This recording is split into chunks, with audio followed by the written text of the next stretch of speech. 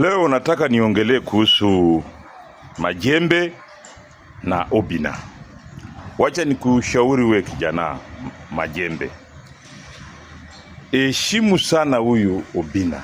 Kenye Obina atakwambia we lolote fanya tu.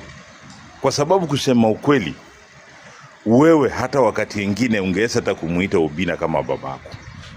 Kwa sababu kwa maisha ya dunia hii ya saisi, mtu mwenye anakutoa wewe chini na kuinua juu, heshimu hiyo mtu hata kuliko babako. Kwa sababu wewe kawa babako alikuzaa tu na hajakuinua wewe kutoka huko kwa shida huko. Wacha nikwambie, kuna boxers wengi sana Kenya hii. Vijana wametrain, wako na miraba 8, sijui wako sawa hata kukuliko. Na hakuna mtu amewatoa hawa chini na wakaonyesha hawa dunia.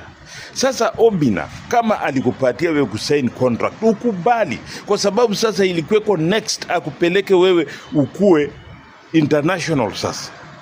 Saisi hapa hivi kwanza national umeanza kujulikana, ilikuwa sasa Obina kupeleke international. Sasa wewe tayari umeanza sujia tukua ujeuri nini mazee, rudi omba msamaha Obina na uobei kenye Obina anasema.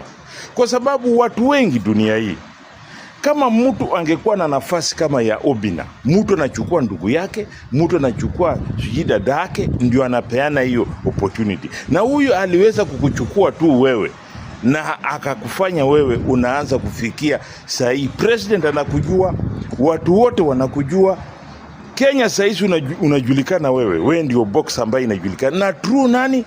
Obina.